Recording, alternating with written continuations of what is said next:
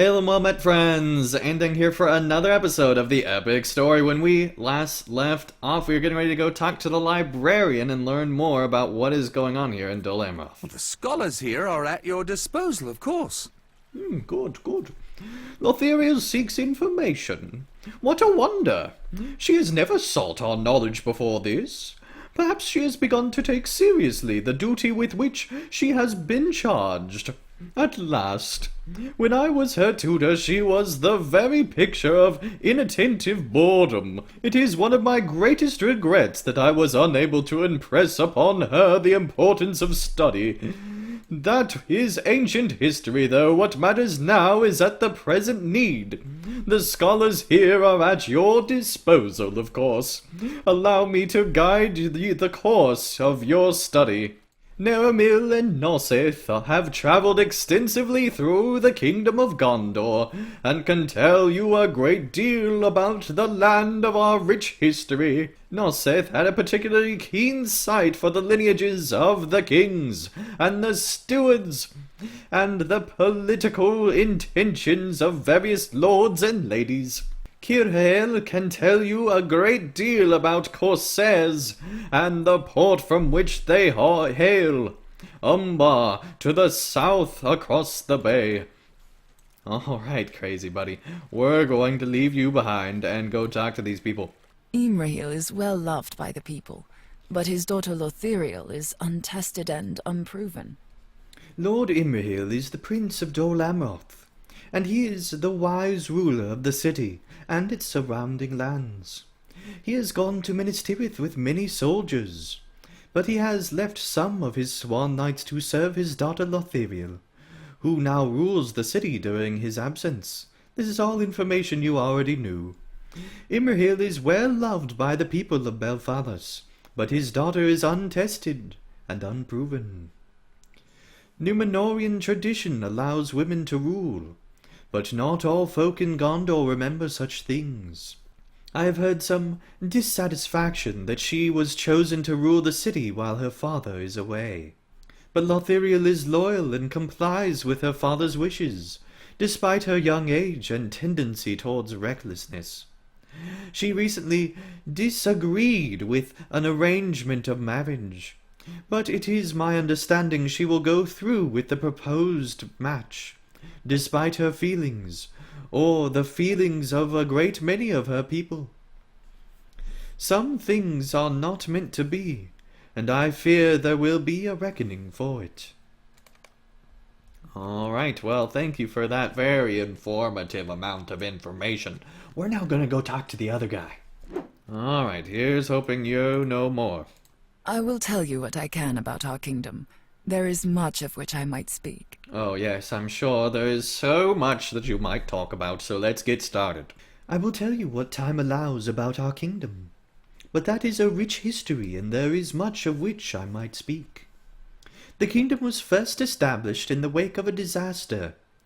The land of Númenor fell beneath the waves. Only fast ships could save the household of Elendil and bring them to these shores. High King Elendil's sons ruled the kingdom together, but when the Dark Power returned to Middle-earth, Elendil and his sons Isildur and Anarion were slain. The line continued by way of Anarion's son through many years, until Ainur, the last king of Gondor, disappeared into Minas Morgul and was never seen again. For more than 900 years, rule of the kingdom has passed down through the hereditary line of the ruling stewards, charged with maintaining peace and welfare of Gondor, until the line of kings is restored. Few believe that can ever happen. Any claimant would need to prove an unbroken bloodline, a task that seems insurmountable to this poor scholar. Well, just you wait. You are gonna have your socks knocked off, I'll tell you that. Across the Bay of Belfalas, the harbour of Umbar provides the mooring for many ships. And a mighty fortress was built there. It was an important port for the Númenóreans. But when strife split the loyalties of that people, Umbar became a contested land. It remained so throughout history, at times taken by Gondor, and at others occupied by the Black Númenóreans and their Haradrim allies. One of the most devastating losses of Umbar occurred following the Kin Strife, one of Gondor's darkest periods. The son of Castamir the Usurper, chief architect of the Kin Strife, escaped from Gondor and named themselves Corsairs of Umbar. Castamir's sons were all slain, but their legacy remains. The Corsairs have caused much hardship along the coastline over the years. Thank you for that astute amount of information. Let's go talk with the first guy. I see that Noseth spoke to you of Lothiriel's betrothal. I should have counseled restraint. Ah, did my scholars help you learn anything of use, Staftang? It seems to me that the Corsairs are a dangerous threat, and Lothiriel would be wise to recall the Swan-knights she sent from the city. I hope the information of my scholars proves helpful to you and to Lothiriel, and awakens her to the uncertain future that awaits. Pethabir notices your expression and sighs. I see that Noseth spoke to you of Lothiriel's betrothal to Boromir. I should have counseled her to exercise restraint. None are happy about this match, save Denethor. And as he is the ruling steward, there are none willing to speak against his wishes. All I know of it is that he had a dream of some sort that convinced him of the righteousness of this match, but I do not know what it could have been. You decide not to tell the earnest archivist that you know Boromir will never wed Lothiriel, but the young ruler of the city should be told the fate of her intended. All right, crazy elf but not elf lady that thinks she's going to be married but isn't. Let's talk. You have returned. Why do you appear so sorrowful? What is wrong? Have you learned anything that will help us defend against the attacks of Umbar? Why do you appear so sorrowful? What is wrong? There is no easy way to give such tidings as you have of Boromir, but you do the best you can, and tell Lothiriel that he fell in battle, protecting those who could not protect themselves. Her face betrays a confused mixture of emotion. I do not know what to say, Staftang. Boromir was a good man. He always had my love and respect, and I would have married him for Gondor. His father the steward dreamed of the triumph of their kingdom, and in the dream I was Garland Queen in Minas Tirith, beneath a fair and golden sun. My father, too, had a similar dream. He dreamt that I was in a high place, wearing a golden crown. Lothiriel wipes at the dampness in her eyes with the back of her sleeve.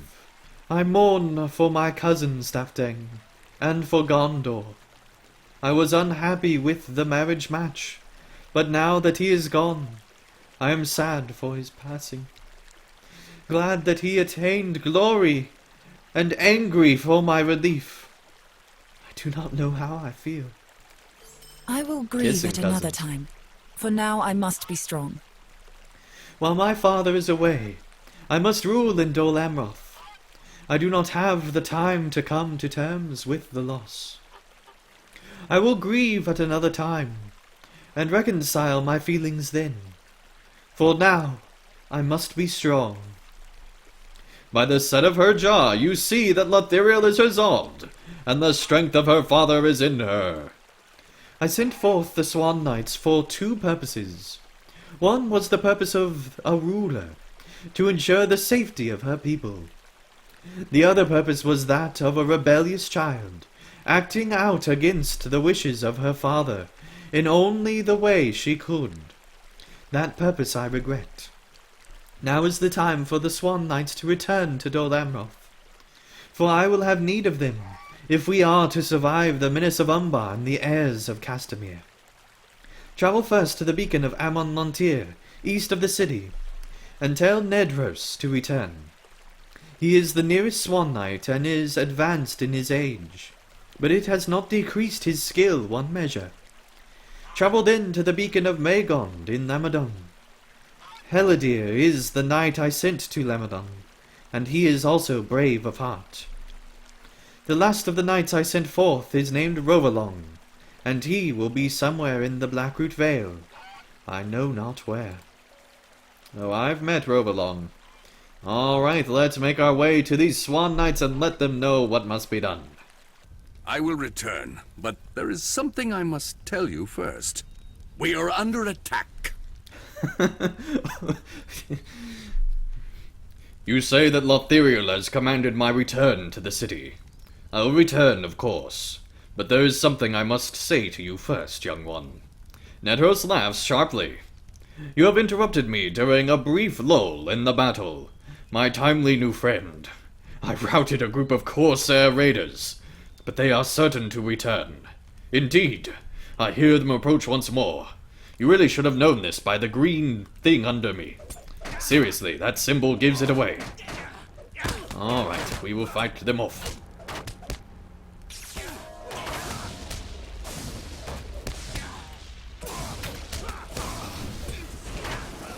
Oh gosh. Did not look at my health pool just then. Okay.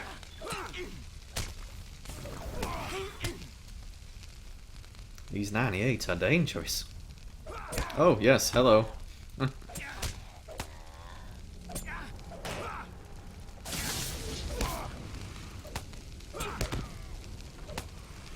goodbye to me.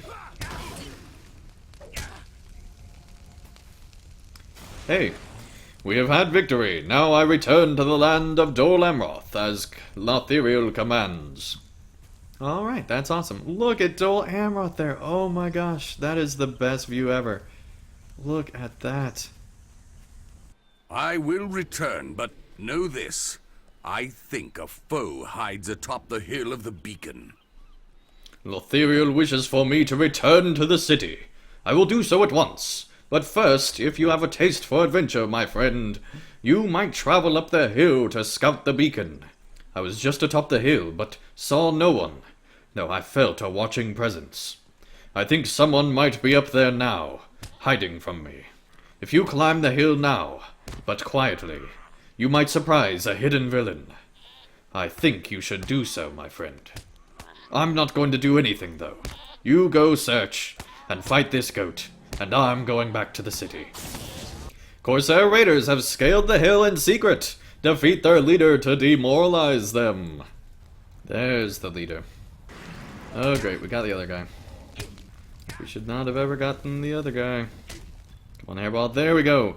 You defeated the Corsair leader near Magmond and demoralized his allies. Fantastic, let's go on to the final guy.